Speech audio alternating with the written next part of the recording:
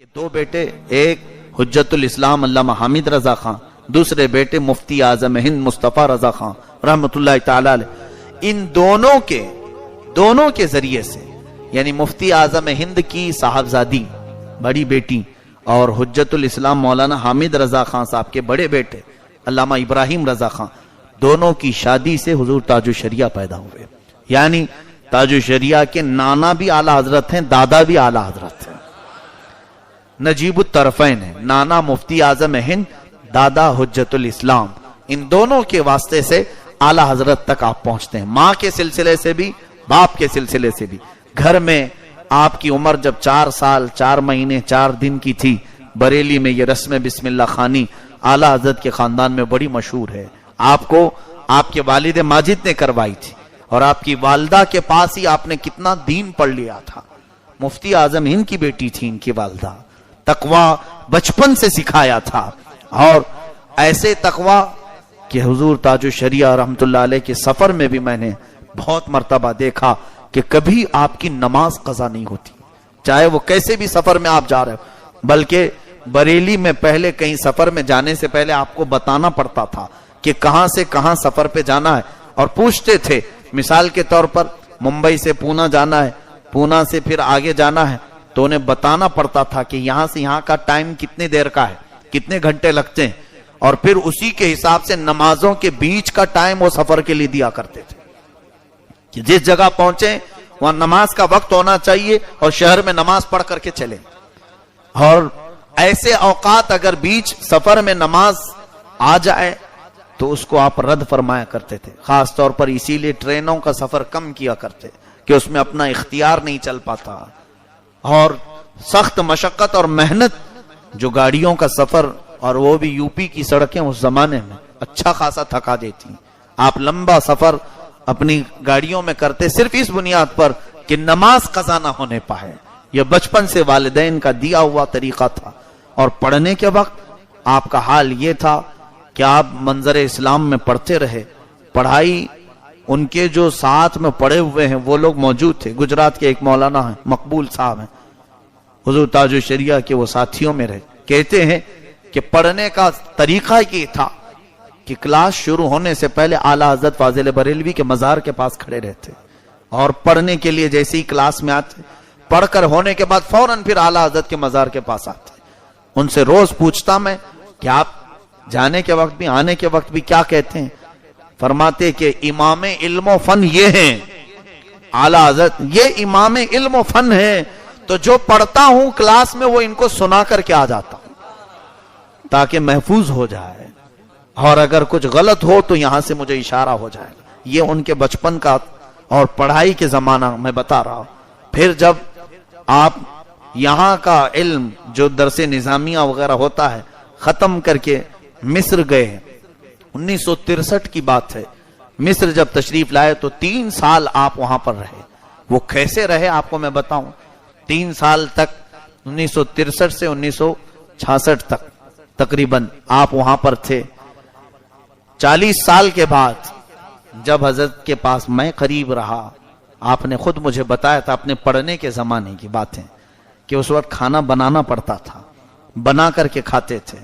فرماتے ہیں کبھی پکی سبزی کھائی نہیں ہم نے، کتاب کھول کر بیٹھتے تھے اور ادھر سالن پکتا رہتا تھا، اور کبھی تو جل جاتی تھی سبزی اور کبھی جلدی اٹھا لیتے تو کچی رہ جاتی تھی۔ 3 سال ایسے ہی نکلے، اور ہم صرف اس بنیاد پر کہ کھانے کے لیے نہیں گئے تھے، کتابوں سے اتنی غذا مل جاتی تھی کہ اس کھانے کی کبھی شکایت بھی نہیں کی۔ یہ بھی بات یاد رکھیں کہ حضور تاج الشریعہ ایک بڑے خاندان سے تعلق رکھتے ہیں، یعنی دینی خاندان تو ہے ہی۔ اعلیٰ حضرت اپنے زمانے کے بہت بڑے رئیس تھے، زمیندار بھی تھے، بے حساب زمینیں اعلیٰ حضرت کی آج بھی موجود ہیں، پورے کا پورا گاؤں ان کی زمینوں کا ہے، لیکن کبھی بھی وہ مال کا غرور نہیں آیا۔ پڑھنے کے زمانے میں کہتے ہیں کچی سبزی کھاتے یا پھر جل جاتی سبزی۔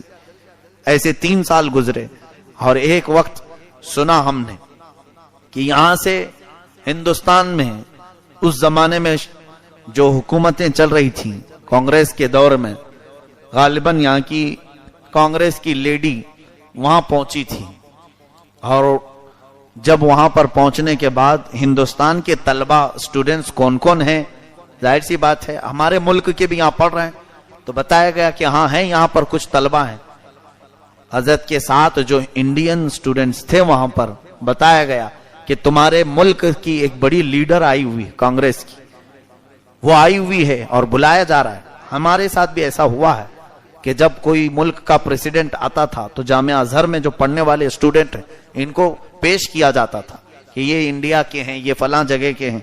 تو اسی طرح حضرت کو جب خبر دی گئی کہ ایک لیڈی آئی ہوئی ہے تو ظاہر سی بات ہے دوسرے جب پڑھنے کے زمانے میں دوڑے دوڑے بھاگتے تھے کہ دیکھ کر کیا ہے ہمارے ملک کے یا تو پرائم منسٹر یا جو بھی منسٹر آئے ہوں۔ حضرت نے پڑھنے کے زمانے میں انکار فرما دیا۔ پہلی بات تو وہ کافرہ ہے، دوسری بات تو غیر محرم ہے، میں ہرگز نہیں جاؤں گا۔ یہ اس زمانے آپ تنہا تھے جو انکار کیے، دوسرے ملنے کے لیے اگرچہ چلے گئے ہوں نہیں گئے۔ حالانکہ اس زمانے کی کوئی بات آپ کو کون کیا کہہ سکتا تھا، پڑھنے کا زمانہ تھا، مل لیے تو کیا ہے، نہیں، یہ تقویٰ ان کے گھر کی وراثت میں ملا ہے۔ اسی طرح سے میں 40 سال کے بعد حضرت کے ساتھ مصر کے دورے میں ساتھ رہا۔ 2009 میں حضرت تشریف لائے تھے مصر، جب میں وہاں پڑھ رہا تھا۔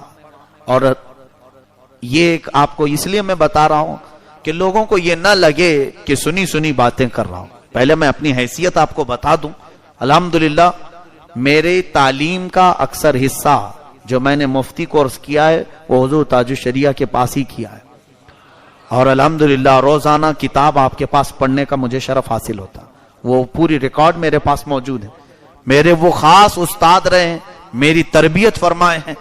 اور اتنا ہی نہیں، جامعہ ازہر جانے کی جب میری بات آئی تھی، جامعۃ الرضا کا الحاق جب ہوا تھا جامعۃ الرضا کا جامعہ ازہر سے، تو پہلی بیچ جو بریلی سے جانے والی تھی اس میں صرف سنگل میرا نام آیا تھا، صرف میرا اکیلے کا نام ہے، وہ بھی حضرت کی دعا سے الحمدللہ۔ 1-1.5 سال مفتی کورس کا ہونے کے بعد میرا سلیکشن لیٹر وہاں سے آیا، تو ابھی میری دستار بندی نہیں ہوئی تھی، یعنی مفتی کورس کی جو امامہ باندھا جاتا ہے وہ عرس رضوی میں، اس سے پہلے ہی میرا سلیکشن لیٹر آ گیا، جانا تھا۔ پوچھا میں نے حضرت سے کیا کروں، کہا آپ نکل جاؤ۔ ایک چاہ بھی تو رہتی ہے کہ اتنے دن پڑے اور میرے دستار نہیں ہوئی۔ مجھے بھی یہ خواہش تھی کہ جلسے میں عرس اعلیٰ حضرت کے بعد چلا جاتا تو اچھا ہوتا، لیکن وہاں وقت نہیں تھا، اگر لیٹ کرتے تو سلیکشن ختم ہو جاتا۔ تو حضرت نے فرمایا کہ نہیں جاؤ تیاری کرو۔ تو میں بادل ناخواستہ جامعہ میں آیا، اپنا سامان وغیرہ اٹھایا، تیاری کر رہا تھا۔ اسی وقت مجھے خبر دی گئی کہ حضرت مدرسے میں آ رہے ہیں، ظہر کے بعد مدرسے آنے والے۔ اسی دن مجھے نکلنا تھا بریلی شریف سے، میرے سب اساتذہ سے ساتھیوں سے مل کر سنا کہ حضرت آ رہے ہیں اچانک۔ تو حضرت کے آنے کے وقت سارے طلبہ جتنے بھی ہیں وہ مسجد میں جمع ہو جاتے تھے، تقریباً 700-800 کے قریب وہاں پر طلبہ پڑھتے تھے بریلی شریف میں۔ تو سارے اساتذہ سب جمع ہوئے، تو آنے کی خبر پوچھی گئی۔ دوپہر میں حضرت تشریف لائے ہیں، ان کے صاحبزادے علامہ اسجد رضا صاحب بھی ساتھ میں تھے۔ تو بتایا حضرت نے کہ ہمارے جامعہ کا ایک بچہ جامعہ ازہر جا رہا ہے، میں اس کے لیے آیا ہوں۔ میرے لیے حضرت تشریف لائے تھے، اور آنے کے بعد حضرت نے بیان فرمایا، میرے دل میں جو خواہش تھی کہ میری دستار کے بعد جاتا تو اچھا ہوتا، اپنے ساتھ اپنا ایک امامہ لے کے آئے تھے، ایک عطر کی بوتل اور ایک دستی، یہ چیزیں مجھے دی اور سب کے سامنے میرے سر پر باندھا۔ یہ ہوتا ہے روشن ضمیر پیر جو دلوں کے حالات سے خبر رکھتا ہے۔ آپ نے فرمایا اب تم مایوس نہ ہو، تمہاری دستار میں نے کر دی ہے۔ یہ حضرت نے بیان میں فرمایا تھا، بیان فرمایا اور نصیحت بھی کی تھی، جانے کے بعد وہاں کیسے رہنا چاہیے، وہاں کیسے رہنا، اس پر 1/2 گھنٹہ نصیحت فرمائی کہ لوگوں سے میل جول زیادہ نہ رکھو، علم کے لیے جا رہے ہو، گھومنے پھرنے سے تعلق نہیں رہنا چاہیے، طالب علم کو یہ سب چیزیں زہر ہیں۔ آپ نے کئی عربی کی عبارتیں پڑھ کر نصیحت فرمائی، پھر وہاں سے چل پڑا۔ مصر جانے کے بعد اکثر ایسا ہوتا کہ حضرت سے میرے تعلقات قائم تھے، الحمدللہ۔ کتابوں کو حضرت بہت پسند فرماتے تھے، عربی کی کتابیں وہ مصر سے خرید کر بریلی لانے کا کام میرا ہی تھا۔ تو کئی کتابیں میں وہاں سے لے کر کے آتا. پھر ایک بار پلان یہ بنا کہ حضرت مصر تشریف لائیں. وہاں پر مصر میں سنی علماء کے دماغ میں کچھ لوگوں نے یہ خرافات ڈال دی تھی کہ بریلوی ایک نیا فرقہ ہے, اس کو ختم کرنا ضروری تھا. اس کے لیے ہم نے حضرت کو وہاں بلایا تھا. حضرت تشریف لائے اپنے چند مریدین کے ساتھ. وہ سارا انتظام میرے ذمہ تھا. الحمدللہ حضرت کے قیام کا, حضرت کے ساری چیزوں کا میں منتظم تھا. میرے اپنے پیسوں سے نہیں, حضرت کے ہی پیسوں سے. سارے انتظامات کے بعد میں جو بات کہنے جا رہا ہوں وہ یہ ہے, دریائے نیل کا نام تو سنا ہوگا آپ نے. اس کا حسن و جمال پوری دنیا میں مشہور ہے. ہاں, اس کی رنگینی, اس کی رانائی. دریائے نیل عیاشی کے لیے بھی مشہور ہے آج تک, آج بھی. اس میں کشتیاں جو ہے سجا کر کے ایسے ڈانس ہوتے ہیں, رقص ہوتے ہیں, ساری اور بھی بہت ساری چیزیں. دریائے نیل دیکھنے کے لیے لوگ دور دور سے آتے ہیں. ہم جہاں رہتے تھے جس ہاسٹل میں, وہاں سے دریائے نیل صرف 15 منٹ کا راستہ ہے مصر میں.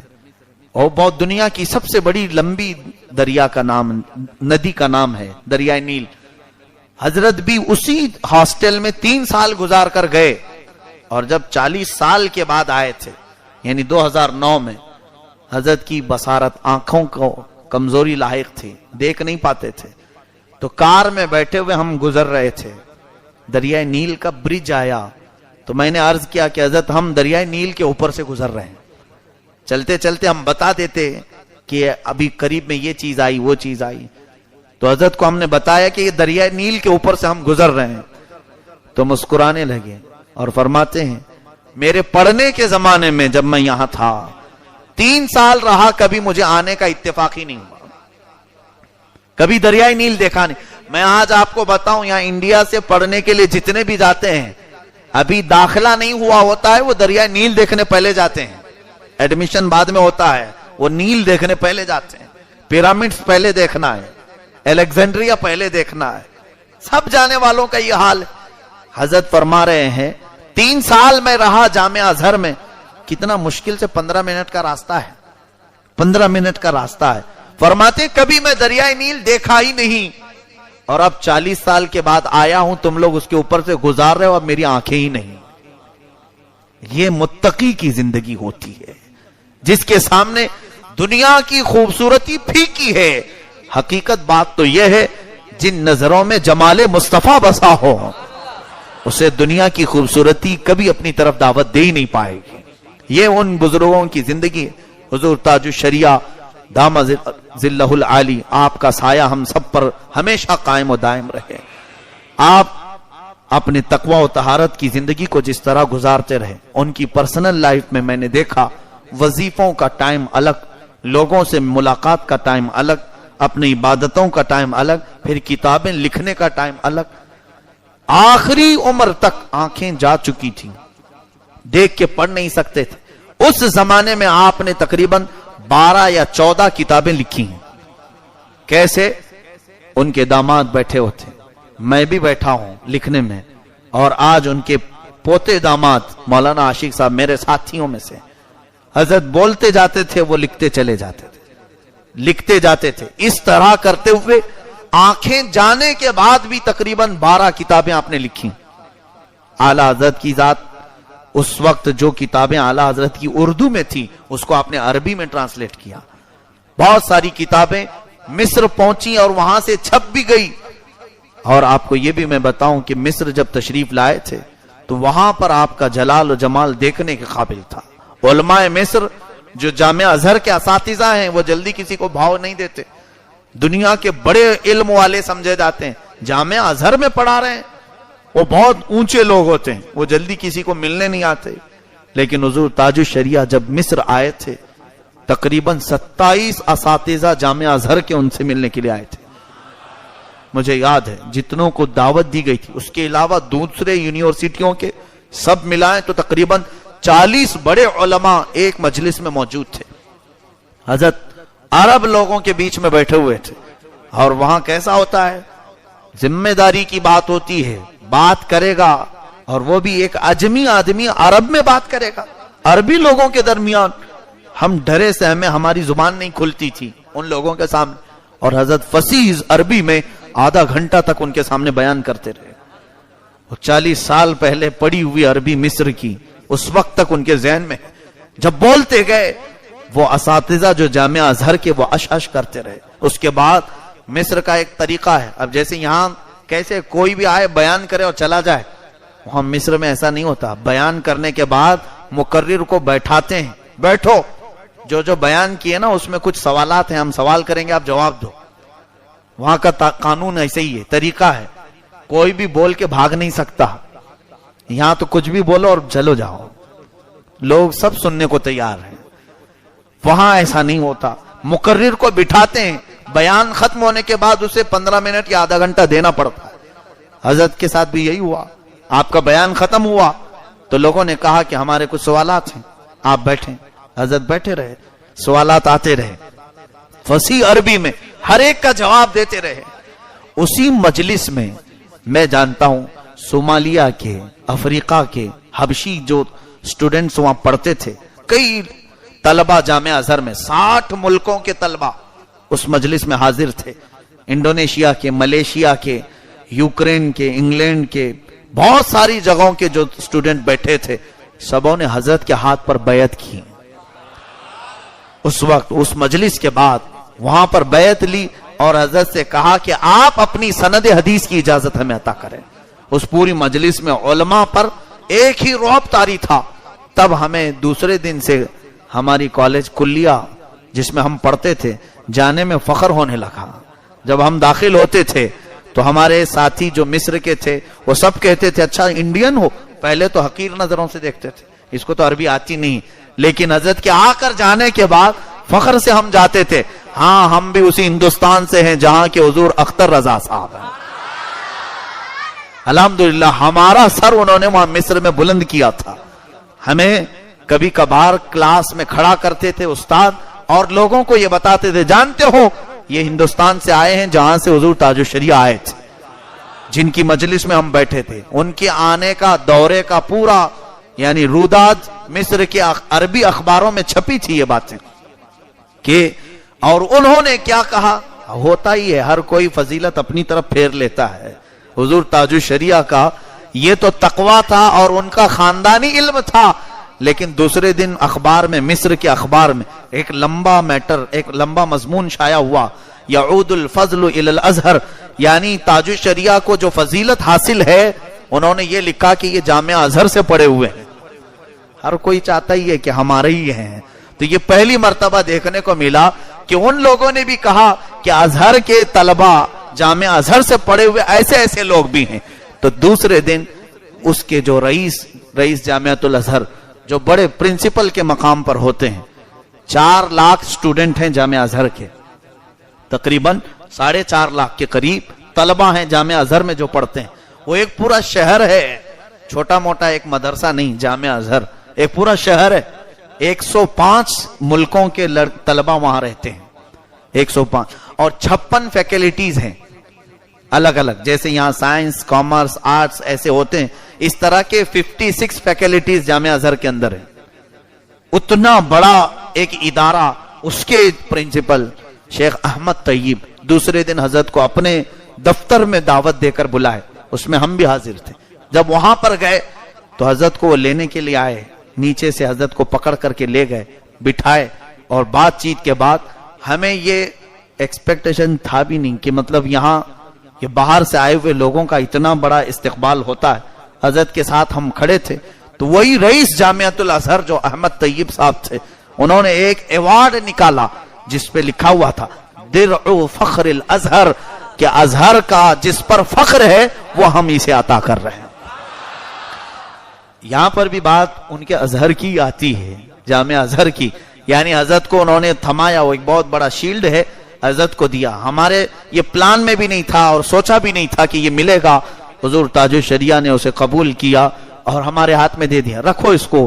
کار کی ڈکی میں رکھ کر لائے تھے, مجھے یاد ہے, کار کی پیچھے کی ڈکی میں اس کو رکھوایا حضرت نے, رکھو. اور یہاں آنے کے بعد پتا چلا کہ اس کی اہمیت کیا ہے. حضرت کے پاس ایسی دنیا کی بہت ساری سندیں, القابات آئے, آپ نے کبھی اس کی طرف توجہ نہیں فرمائی. حضرت کو جب یہ بتایا گیا کہ حضرت یہ بہت بڑی چیز ہے، آج تک ہندوستان میں کسی کو یہ نہیں دیا گیا، اور سنا ہے پاکستان کے ایک عالم کو بہت برسوں پہلے دیا گیا تھا، حضرت سب سنتے رہے، شام میں اپنے قیام گاہ پر بیٹھے تھے اور طلبہ بھی موجود تھے، تب کہنے لگے سب صحیح ہے، انہوں نے بڑی چیز دی ہے، لیکن کیا ہی اچھا ہوتا کہ میرے نبی کے دربار سے مل جاتا۔ یہ ہوتی ہے ایک متقی کی زندگی کہ ان کی آس لگی ہوتی ہے دربار رسالت سے، دنیا سے ان کی توقع نہیں ہوتی، بارگاہ رسالت۔ یہ کہنے لگے کیا ہی اچھا ہوتا کہ بارگاہ نبی سے کچھ مل جاتا۔ عزیزان گرامی، اسی لیے تو کہتے ہیں ان کے آستانے پر میرا دم نکل جاتا اور ان کی خاک میں میں مل جاتا۔ یہ حضرت کے اشعار ہیں، وہ ہمیشہ اس بات کی تمنا کرتے تھے، اور ان کی زندگی کہنے کے لیے بہت ساری چیزیں۔ حق گوئی کا عالم یہ تھا، حق بیان کرنے کا، کبھی کسی کی رعایت نہیں کی، کبھی کسی کی نہیں۔ غوث پاک رضی اللہ تعالیٰ عنہ کے سجادہ نشین تھے، وہ ہمارے سر آنکھوں پر، غوث پاک کی اولاد میں سے، لیکن وہاں کے طور طریقوں کے اعتبار سے وہ ٹائی سوٹ بوٹ میں آئے ہوئے تھے۔ وہ آئے تھے، حضرت نے دیکھا، اور ٹائی کے خلاف تھے حضرت۔ ٹائی یہ یہود و نصارہ کا شعار ہے، ان کے چہرے پر داڑھی بھی نہیں تھی۔ تو آپ ادب بھی غوث پاک کے دربار کا ملحوظ رکھتے ہیں، کیسے کہتے ہیں؟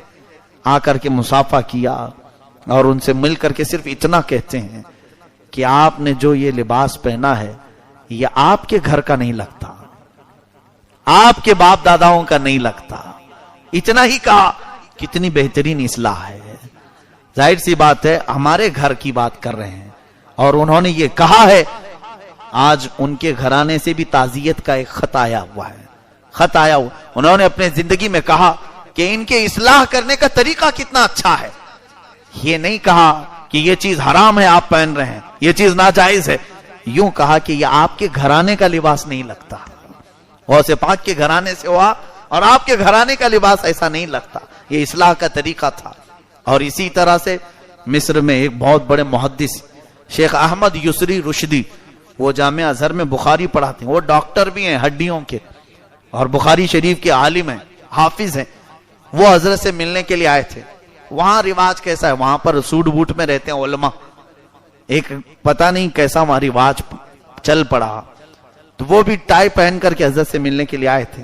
حضرت نے اپنے بغل میں بٹھایا، ان کے مرید نے، حضرت کے مرید نے کان میں کہا کہ حضرت یہ جو آئے ہیں محدث بخاری کے استاد ہیں جامعہ ازہر کے، لیکن ٹائی پہن کے آئے۔ حضرت نے کہا لا حول ولا قوت الا باللہ، اور اس کے بعد ان کے کان میں صرف اتنا کہا کہ یہ ٹائی یہود و نصارہ کا طریقہ ہے، اس پر میں نے ایک کتاب لکھی ہے۔ تو کتاب کا حوالہ آپ نے پیش کیا۔ تو وہ جو محدث تھے ابھی وہ باحیات ہیں، ہزاروں شاگرد ہیں ان کے، انہوں نے ٹائی پہلے یوں کی اور کندھے پہ یوں ڈال دیا پیچھے، اور اس کے بعد پھر بیٹھے رہے، اور حضرت سے کہا میں نے پیچھے ڈال دیا ہے، ٹائی لٹک نہیں رہی، ابھی گلے میں بندھی ہوئی تھی، پیچھے ڈال دیا ہے۔ حضرت نے فرمایا پیچھے نہیں گلے سے نکال لی تھی۔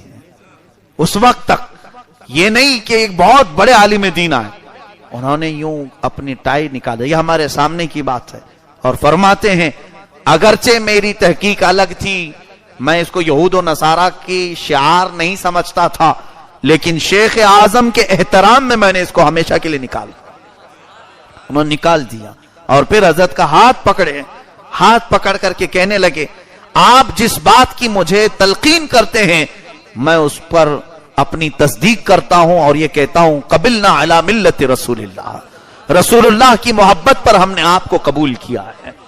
یہ ہم نے وہاں پر حق گوئی کا مظاہرہ دیکھا۔ لوگ ڈرتے ہیں کسی کو بولنے کے لیے، لیکن آپ نے حق بیان کرنے کے لیے کبھی کسی کا چہرہ نہیں دیکھا۔ دوسروں کی بات تو چھوڑو، ان کے خاندان میں سے بھی اگر کوئی ذرا برابر مسلک اعلی حضرت سے ہٹا تو آپ نے اس کے خلاف بھی اپنی زبان بھی کھولی، قلم بھی۔ ان کے خاندان میں ایک صاحب ایسے بھی نکلے جو اتحاد ملت بنائے ہیں، دیوبندیوں سے، وہابیوں سے۔ اعلی حضرت کا خون ہو ہی نہیں سکتا اس طرح سے کرے، تو زندگی بھر حضور تاج الشریعہ جس بھی جلسے میں جاتے، لوگوں کو معلوم ہے یا نہیں پتہ نہیں، وہ اتحاد ملت آپ کو بھی نہیں معلوم ہوگا، لیکن حضور تاج الشریعہ آتے تو دعا جب کرتے تو آخر میں یہ کہتے کہ مولا جتنے ہمارے دین میں صلح کلی بن رہے ہیں یہ اتحاد ملت نہیں ہے، ذلت ہے، قلت ہے. یہ کہتے کہ وہ ان سے ہمارا کوئی تعلق نہیں. ان کے خاندان کا فرد بھی اگر ہٹ گیا ہوتا تو اس کے متعلق بھی وہی تلوار چلتی. ایسے نہیں کہ گھر والا ہے اس کو اندر رکھ لیں. یہ اہل اللہ کی علامت ہوتی ہے. حق بولنے والے حضور صلی اللہ علیہ وسلم کے سچے نائب ایسے دنیا میں بہت کم آتے ہیں، بہت کم آتے ہیں. ان کے وظیفوں کا حال یہ تھا، عمر ان کی 70 کے اوپر جا چکی تھی تب انہوں نے حفظ قرآن شروع کیا تھا. قرآن کے حافظ نہیں تھے. 70 سال کی عمر کے بعد قرآن حفظ کر رہے تھے. میرے سامنے 15 پارے کر چکے تھے. روز یاد کرتے تھے اور سناتے تھے. یہاں لوگوں کو کل واللہ یاد نہیں ہو رہا ہے اور جوانی میں سوچتے ہیں اب تو عمر ڈھل گئی. 70 سال کی عمر میں وہ قرآن کا حفظ شروع کیے تھے. یہ سب کے لیے ایک ایسا آئیڈیل وہ بن کر کے گئے ہیں. لوگوں دین سیکھنے اور حاصل کرنے کی کوئی عمر ہی نہیں ہوتی. آپ قبر میں جانے تک بھی حاصل کرتے رہو. اور وہ بھی حفظ پڑھنے والے ایک بچے کو بلا کر کے سناتے تھے، سنو میرا پورا قرآن. وہ لڑکا سنتا تھا، روز سنتا تھا.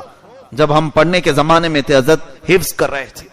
یہ 70 سال کے بعد لوگ سوچیں گے اب شرم ہے. کس بات کی شرم ہے؟ دین سیکھنے کے لیے. عزیزان گرامی، وہ تاج الشریعہ رحمت اللہ علیہ کی ذات ہمہ جہت تھی، بہت سارے خصوصیات کی حامل تھی. بہت ساری چیزیں، خوبیاں ان کے اندر اللہ نے جمع کی تھی. طریقت، معرفت اور شریعت، یہ تمام چیزوں کے وہ سنگم تھے. اور تقریباً پوری دنیا میں 2 کروڑ سے زیادہ ان کے مریدین پائے جاتے ہیں. اور ان سب کو انہوں نے سلسلہ قادریہ غوث العظم دستگیر کے سلسلے میں داخل فرمایا. اللہ تعالیٰ ان کے فیض کو عام سے تام فرمائے. اب ہماری ذمہ داری یہ ہوتی ہے کہ ان کے مشن کو آگے بڑھایا جائے، ان کے تقوی و طہارت کو آگے بڑھایا جائے. اور لوگوں کو وہ دعوت دے کر کے گئے ہیں کہ ہمارے لیے اگر کامیابی کی کوئی چیز ہے تو وہ مسلک اعلی حضرت پر قائم ہونا ہے. اور یہ کوئی نیا مسلک نہیں، وہی صحابہ کا دین، وہی تابعین کا دین، وہی ائمہ مجتہدین کا دین، غوث پاک اور غریب نواز کا جو دین لائے دنیا میں، اسی کا نام مسلک اعلی حضرت ہے. اور جب بھی کوئی مجدد پیدا ہوگا دین کو اس کے نام سے منسوب کرنے میں کوئی حرج نہیں. اللہ تعالی ہم سب کو زندگی اسی دین متین پر قائم رکھے. اہل سنت و جماعت کے سچے مذہب پر ہمارا خاتمہ بالخیر فرمائے. وآخر دعوانا ان الحمدللہ رب العالمین.